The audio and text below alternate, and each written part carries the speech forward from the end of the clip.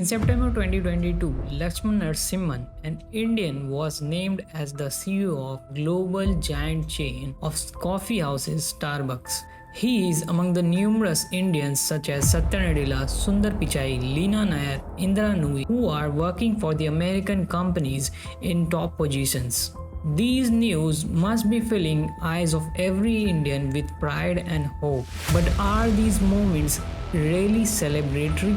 Or are these moments the symptoms of a major disease that is threatening India's dream of a $5 trillion economy? सालों तक हम देखते आए, एक ही शब्द सुनते आए कि हमारे लोग पढ़ लिख करके तैयार होते हैं, विदेशों में चले जाते हैं और ब्रेन ड्रेन ब्रेन ड्रेन ये शब्द हम सुनते हैं।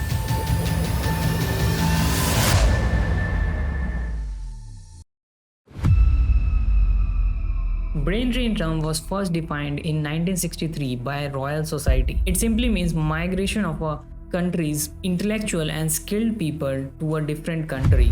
Post-independence, India was in dire need of innovative and skilled people to strengthen its economy. But at that time too, many people were moving abroad for better lifestyle and pay grade. India's economy was staggering to move forward, and in 1991 it came to the brink of its existence.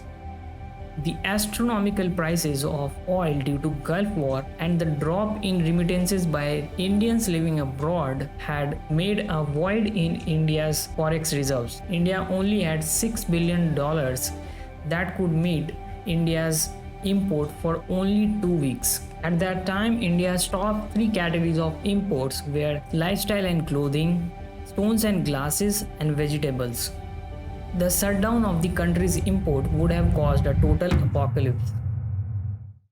As they say, desperate time requires desperate measures, so India approached IMF and World Bank. These international agencies agreed to give India $7 billion as loan. In exchange, they took 57 tons of gold and demanded a new economic policy.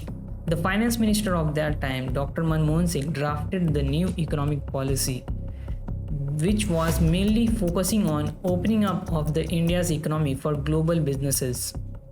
Little did he know that this was going to change India forever. 1991's economic reforms brought many multinational companies to India. People started getting better jobs and standard of living. India had truly changed.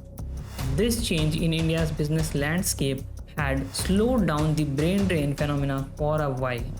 But as Heraclitus quoted, nothing is permanent except change. In the late 1990s and in early 2000 came the dot-com revolution. Amazon, Google, Facebook, Netflix, the biggest companies that you see today are the result of this dot-com revolution only. But at the time when these new age businesses started flourishing in USA, India was lagging behind. This was the race that India lost, and this was going to cost India in billions.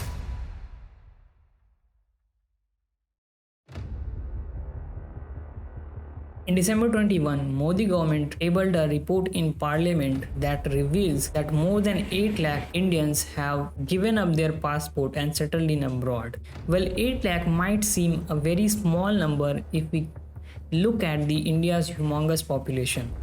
But the people that left India are not ordinary people.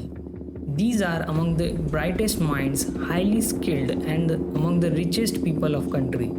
The loss of whom actually puts a dent on India's GDP. Gross domestic product indicates the strength of a country's economy. It is basically sum of the value of goods and services provided by all the people that are living in a country. So if a person of country X moves to country Y and works there, the value of goods and services produced by him in country Y would not be included in his home country's GDP, that is country X. So all the CEOs, CXOs working abroad, although are making a better image of India at global platform, but they are not able to contribute to India's GDP directly. A 2018 report reveals that more than 23,000 Indian millionaires have left the country since 2014 only. A more recent report of 2019 reveals that more than 7,000 Indian millionaires have left the country in 2019 alone. These migrations are causing India lose billions in tax revenue. This saddening tale doesn't end here, and it is not just about money. Its disruption in India's education and healthcare sector will blow your mind. Even today, a common man in India has to struggle to get basic healthcare services at an affordable price. But in countries like USA, this basic need is well taken care of by the state, or it is available at a very affordable price. But if you look at the data, you will start feeling like that India is paying the price here. According to a study, there is only one doctor available for every 2,400 Indians here. But in America, there is one Indian doctor available for every 1,300 Americans. Another report from England reveals that nearly 30% of the physicians at National Health Services of England are of Indian descent. To make the tallest building of the world, you would first have to make the foundation strongest. Make the foundation faulty, and even the strongest building won't stand the test of time. And in the modern world, the foundation of a person is the education. WION reports that more than 50% of the first rankers of 1996 to 2015 moved abroad, and they are settled there only. In 1920 budget, India spent 6.43 lakh crore on Indian education, a part of which went to subsidize the education of these skilled immigrants. It's like अपनी चौखट का दिया और giving light to neighbor's house. Not only that, a hefty sum of amount has to be spent on students studying abroad. ASSOCHAM reports that India spends nearly $17 billion a year on foreign education.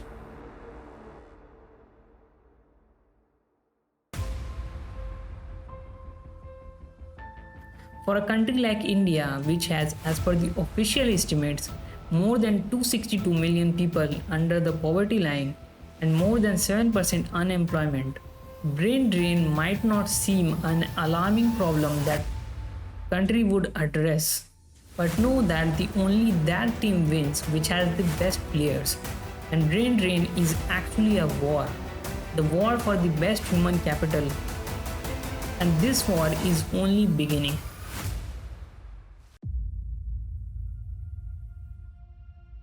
Thank you so much for watching this video till the end.